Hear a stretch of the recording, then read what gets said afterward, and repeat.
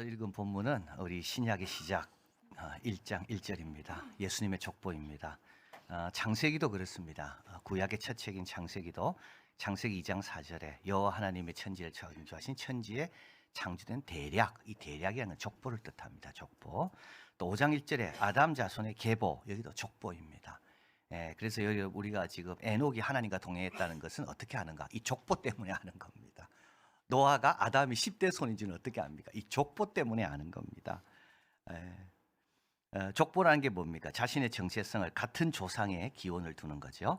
그래서 가족의 일체감, 동질성을 심화시키는 역할을 하는 것이 이 족보입니다.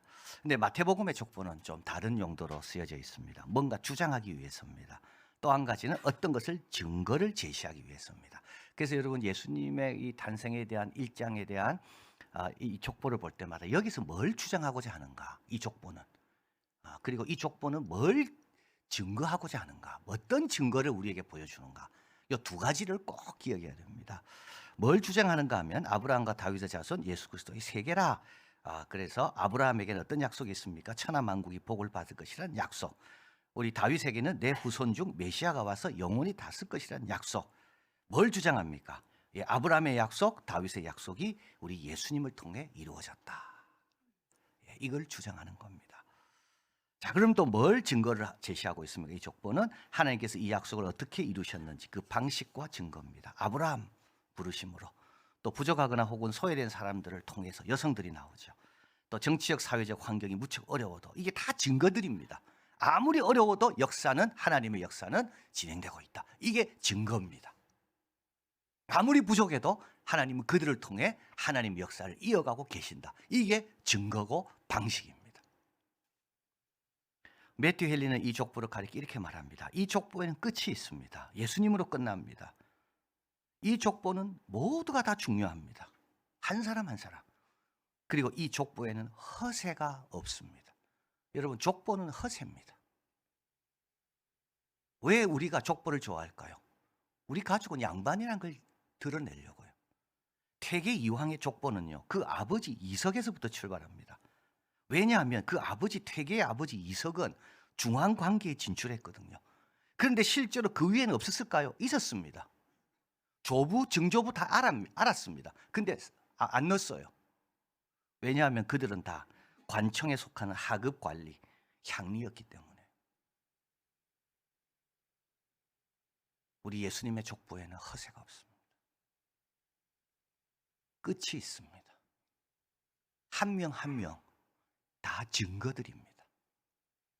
자, 이 족보는 아브라함으로부터 시작합니다. 아브라함이 이삭을 낳고, 아브라함은 구속의 시발점이고 하나님의 선택한 백성의 시조입니다. 꼭 기억하셔야 될 게 있습니다. 여러분, 시작, 복된 시작, 복의 근원이 되려면요, 아브라함처럼 해야 돼요. 어떻게 해야 돼요? 떠나야 돼요. 아브라함은 본토를 떠났고 친척을 떠났고 아비 집을 떠났습니다. 여러분, 떠나지 않으면요, 시조가 될 수가 없습니다. 정말 내가 우리 가정에 믿음의 첫 열매가 되려면 철저하게 떠나야 됩니다. 땅만 떠나서는 안 됩니다. 친척만 떠나는 게 아닙니다. 그 아비 집도 떠나야 됩니다. 야고보와 요한, 아비와 배를 버렸습니다. 그래서 그들은요, 길이 달라진 거죠. 아마 버리지 않았더라면 그들은 어부 또는 어부 경영인으로 살았을 겁니다. 그러나 사도의 길로 접어들었던 이유는 떠났기 때문이에요. 이 마태복음의 저자 마태도 마찬가지입니다. 세리였습니다. 세관에 앉아 있었거든요. 그런데 예수님 부르실 때 다 버리고 떠났습니다. 여러분, 우리 믿음의 가정들 한번 보시길 바랍니다. 우리 부모님들이 떠나기 위해 얼마나 많은 핍박을 받았는지요. 그 조상 대대로 내려오는 그 전통과 습관과 관습을, 그걸 다 버렸기 때문에 거기서부터 믿음의 가정이 시작된 겁니다. 아브라함은 그냥 생긴 게 아닙니다. 떠났기 때문에요. 출발은 떠나면서부터 시작되는 겁니다. 자, 이제 두 번째 세대가 나오죠. 이삭입니다. 이삭은 제2세대입니다. 이삭은 약속의 땅에서 태어났습니다. 이삭은 태어나면서 7일 만에 할례를 받은 사람입니다. 이삭은 모태신앙입니다. 오늘로 치면. 그런데 아브라함 그다음에 이삭이 나오는 거는요. 그냥 나오는 게 아닙니다. 이삭은 아무나 결혼하지 않았습니다. 아버지가 정해준 리브가와 결혼했습니다. 리브가는 누굽니까? 아브라함이 걸어온 그 여정을 믿음으로 결혼하겠다고 걸어온 그 여성이 리브가입니다. 그래서 이삭이 있는 겁니다. 이삭은 결혼하고 20년 동안 애가 없었습니다. 그 20년 동안 뭐 했을까요? 기도했습니다. 자, 쌍둥이를 얻습니다. 형은 에서고 동생은 야곱입니다. 그런데 이삭은 형이 아니라 동생 야곱을 축복합니다. 야곱이 가계를 잇습니다. 왜냐하면 창세기 25장 23절 큰 자는 어린 자를 섬기리라. 여러분, 아브라함 그 다음에 이삭이 되려면요, 경건의 연습, 경건의 훈련을 받아야 되고요, 말씀의 인도에 순응해야 됩니다. 자, 제3세대인 야곱입니다. 야곱은 첫째가 아니고 쌍둥이 형 에서의 동생입니다. 자, 이삭에 이어서 믿음의 유산은 야곱으로 이어지고요, 그리고 야곱은 이걸 이어받습니다. 그래서 여러분, 아브라함과 이삭과 야곱의 하나님이잖아요. 똑같이 모태신앙, 못해가 아니고 못해. 여러분, 야곱은 형의 발꿈치를 잡아 속이는 자의 이름이었는데요, 야곱이 어떻게 바뀝니까? 하나님과 겨루어 싸워 이긴 이스라엘로 바뀝니다. 이 이스라엘로 바뀔 때까지 얼마나 험악한 세월을 보냈는지 모릅니다. 자, 야곱이 그 다음에 유다와 그 형제를 낳고 유다가 나옵니다. 여러분이 가만히 보면 족보가 꼬이는 겁니다. 지금 아브라함에게 이삭에서 에서로 안 가고 야곱으로 꼬였습니다. 야곱에서 첫 번째 아들이, 야곱의 12아들 중에 첫 번째 아들이 누구죠? 루벤입니다. 유다는요, 네 번째 아들입니다. 만약에 가계를 잇는 것이 출생의 순서가 아니라면 아마 야곱은 요셉에게 가계를 잇게 했을 거예요. 요셉은 시종일관 신실했거든요. 그리고 요셉은 누굽니까? 야곱이 사랑하는 라헬이 낳은 아들 아닙니까? 그러니까 야곱은요, 요셉에게 다 아마 물려주고 싶었을 겁니다. 그런데 그러지 않습니다. 왜냐하면 자기가 축복하는 중에 하나님께서 가르쳐 주셨거든요.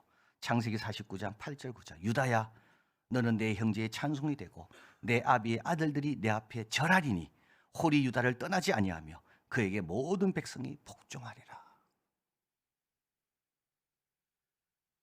믿음의 유산을 이어받으려면 어떻게 해야 되는지 이삭과 야곱은 보여줍니다. 경건의 훈련 받아야 되고요, 말씀에 순종해야 됩니다.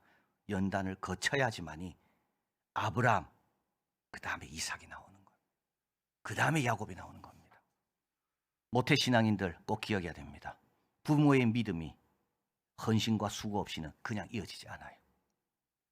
이삭은 이삭대로, 야곱은 야곱대로 하나님 앞에서 정직하게 씨름을 해야지만이 아브라함의 출발한 그 믿음의 유산이 이어지는 겁니다.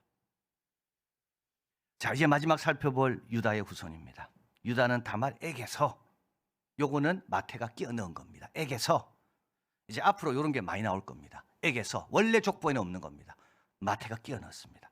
에게서 베레스와 세라를 낳습니다. 여러분, 이 족보에 두 명이 나오는 건 여기 처음입니다. 베레스와 세라. 그리고 여성이 처음 등장하죠. 다말.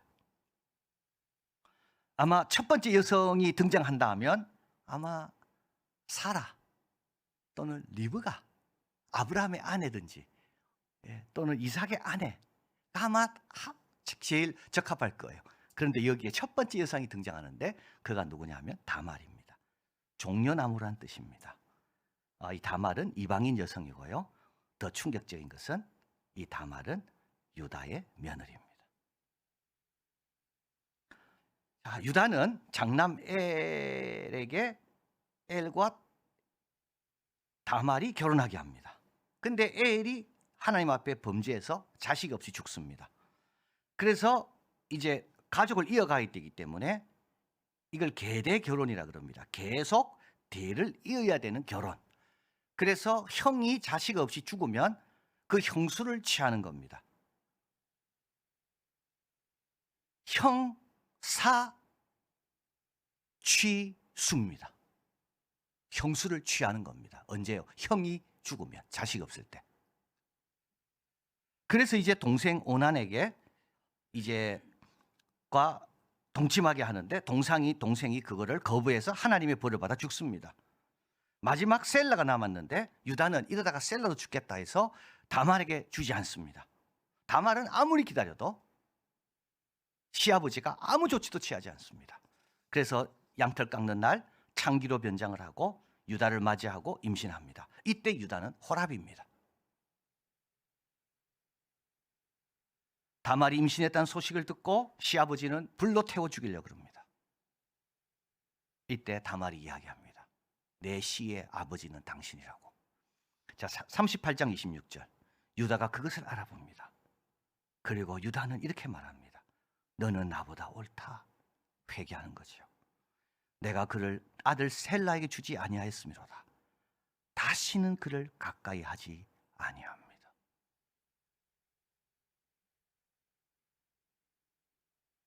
유다는 회개했습니다. 그리고 경건하게 산 겁니다. 룻기에 보면 모압 여인 룻이 보아스에게 들어갈 때 장로들이 축복하는 내용입니다. 4장 12절. 여호와께서 이 소년 여자로 내 후사를 주사 내 집으로 다말이 유다에게 낳아준 베레스의 집과 바로 이 집은 복받은 집이요, 이 집은 영광스러운 집이 된 겁니다. 유다는 유다대로 경건하고 회개하고 반성하고 새롭게 살고, 다말은요 그 피를 잇기 위해서 이런 용기를 내고 이런 각오를 한 그 여성. 다말은 더 이상 가나안 여인 창기로 변장해서 아버지를 속인 자가 아닙니다. 유다 집안을 세우는 데 중요한 역할을 한 자로 인정을 받게 된 겁니다. 성경은 은총의 곡간과 같다고 했습니다. 부자의 곡간에는 누구나 원하는 것을 발견하듯이 이 족보에서도 모든 영혼이 중요한 것을 발견할 수가 있습니다. 여러분, 하나님 역사의 시작이 되고 싶습니까? 본토, 친척, 아비의 집을 떠나셔야 돼요.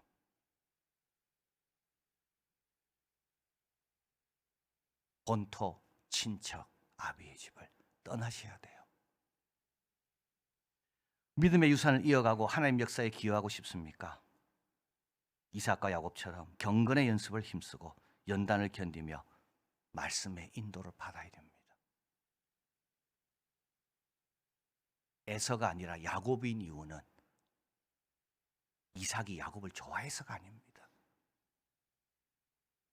요셉이 아니라 유다인 이유는 야곱이 유다를 좋아해서가 아닙니다. 하나님의 말씀이죠. 부족해도 다시 회복되고 약속의 사람이 되고 싶습니까? 여러분, 잘못을 솔직하게 인정하시고요, 돌이켜 건강하게 경건하게 살면 됩니다. 우리 주님이 우리 가운데 계십니다. 이 족보의 특별한 이유는 이 족보에 주님이 계신다는 겁니다. 이 족보의 교훈으로 신앙생활 잘하는 우리 모두가 되기를 바랍니다. 주님 감사합니다. 참 누군가 용기 있게 헌신하고 희생하고 시작해서 오늘 우리가 여기에 있습니다. 우리가 첫 시조가 되어야 될 부르심이 있습니까? 용기를 내게 하시고 끊는 것 과감하게 끊게 도와주시고, 다 잠시입니다. 그러나 주님이 주시는 영생의 열매는 영원하다는 것을 기억하고 하나님 부르실 때 용기 내고 본토, 친척, 아비의 집을 과감하게 정리하고 주님을 향해 사는 우리 아브라함 같은 삶이 우리에게 있게 하여 주시옵소서. 혹시 실수하고 잘못해서 마음이 답답하고 힘듭니까? 유다처럼 회개하고 다시는 가까이 아니하는 그 결단이 있을 때 주님은 유다에게 약속한 그 다윗의 선조가 되는 약속을 계속 이어가시는 것을 보게 됩니다. 오늘 이 족보에 나타난 여러 교훈들, 하나님 나라의 곳간에 있는 많은 우리의 필요한 것들, 그것들을 우리가 취하고, 그래서 우리도 이 족보의 교훈에 따라, 이 주님이 일하는 방식에 따라 이 증거를 붙잡고 우리도 주님의 역사에 쓰임받고 영광 돌리는 우리들 되게 하여 주시옵소서. 모든 말씀 예수 그리스도 이름으로 기도하옵나이다. 아멘.